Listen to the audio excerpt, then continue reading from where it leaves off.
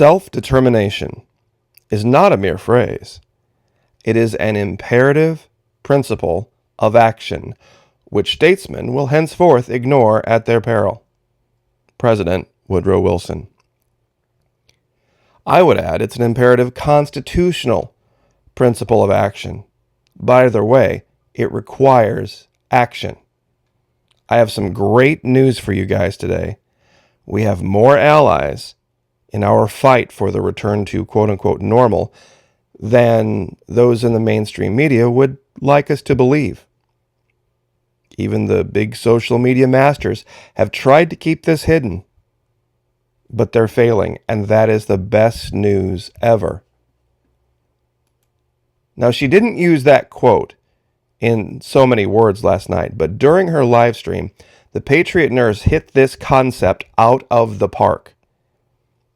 The return to normal is going to be up to us to just go do it. Affirmatively. Say no more. And just let the chips fall where they may. It's going to take guts. You're right. I'm sure a lot of people are like, but what about the enforcement of this and the enforcement of that and this other thing? We have more allies than what you might think. It really shows the difference, the contrast between the cyber world, where you would think everybody wants you to wear a certain thing, and the reality of people wanting you to return to a life of impulse buying.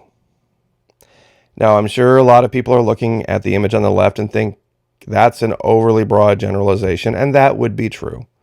But women do like to get together with their friends and go browsing and shopping and walk around and have it be a social event, whereas sometimes guys are a little bit more direct.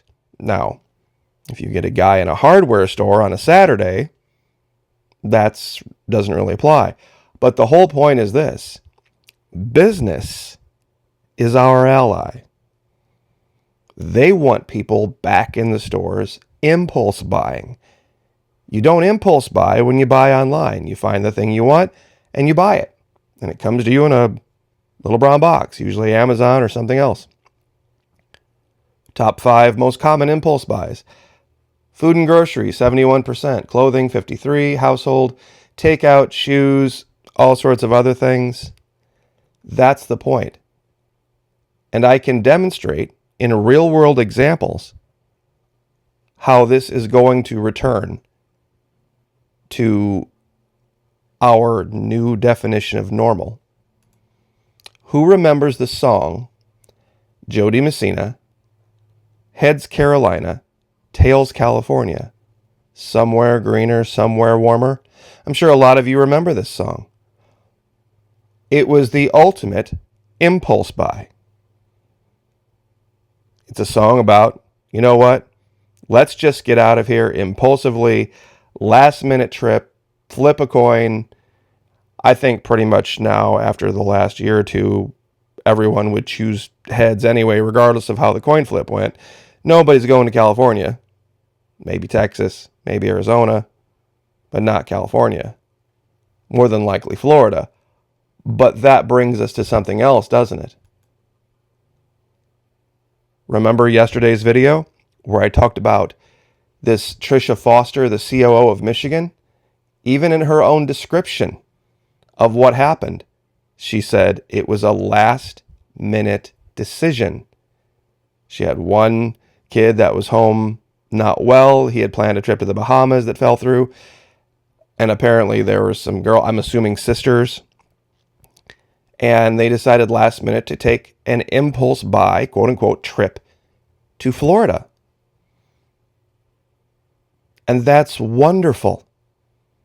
That's absolutely fantastic. Businesses across this country are waiting for the day when they see the impulse buy numbers go back up, because it's a big part of what they do. It's a big part of how their stores are even designed. They are laid out, whether it's the grocery store or whether it's a Target or a Walmart. How they have everything laid out is to get you to not just buy the things you came there to buy, but to buy other things impulsively. And that's really the key. And the funny part about this is it's constitutional. Article 1, and this is from the University of Minnesota HR Library. Implementation of specific provisions of the covenant. Article 1, self-determination. I'm going to read this for you guys because it's important.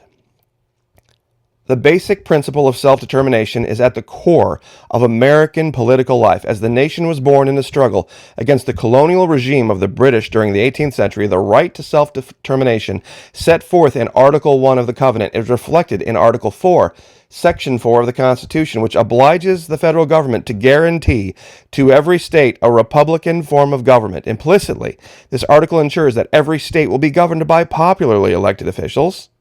Popularly elected. Similarly, Articles 1 and 2 of the Constitution, as amended by the 12th, 17th, 20th, 22nd, and 23rd Amendments to the Constitution and the second clause of the 14th Amendment, describe in detail the manner by which the national government is to be elected. The right to vote in a federal state is the point. The right to pursue economic and cultural development is not mentioned in such terms in the Constitution, yet it is among the most fundamental principles that define American society. The essential civil and political rights guaranteed by the Constitution and the Covenant and a free market economy provide the basis for free and liberal pursuit of economic or cultural development with virtually no restraint, save for those blah, blah, blah, blah, blah, blah, blah, blah, blah. Now, some of you probably saw, wait a minute, I saw a picture of a girl in a bikini earlier. Well, guess what? The right to self-determination confirmed, regardless of what anybody thinks of it. That's what makes Florida great. That's why a lot of people have that epiphany when they come here. For the first or second time they visit, they're like, wow, this state really has a grasp on freedom.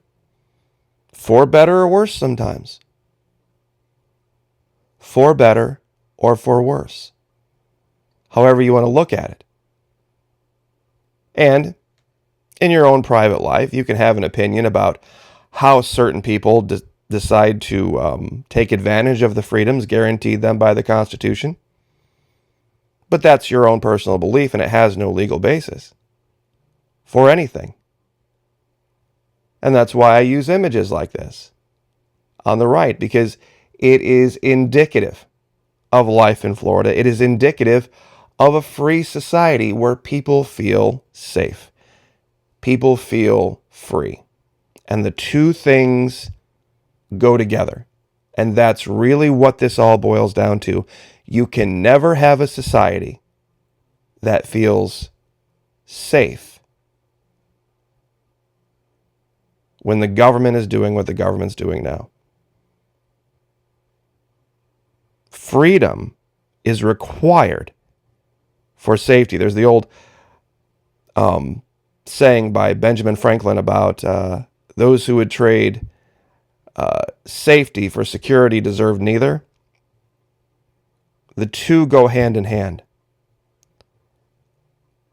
Because when the government decides to step in and restrict freedoms, what they're really restricting is people's safety, people's feeling that they are safe, people's perception that they are safe. Free to protect themselves, free to make their own decisions. And business loves this. When people feel free and like their futures mean something, and they have the ability to determine their futures, they're more likely to invest. They're more likely to spend. They're more likely to do things impulsively. And that's good for business, and that's good for America. And the home of this in North America is Florida. And I know some people think it's too much, but it is what it is. This is just a picture that's kind of a microcosm of the entire attitude of freedom in Florida. It's what led to our governor. It's why people retire down here. It's not just because it's warm. There's a lot of places in the world that are warm. But in North America, the home of freedom is down here. And it's been the basis for a lot of ridicule. But now I think people are starting to really see it for what it is. Self-determination not being a mere phrase, but an imperative principle of action that even the current crop of statesmen are going to ignore at their peril. And it is great news, guys. It's wonderful news. People understand this. And if we just step out of the cyber world, where they try to make you afraid, and step into the real world, we'll realize the little man behind the curtain, he has no power. The predator has no teeth. Like, share, subscribe. God bless. Have a great week, and we'll see you next time.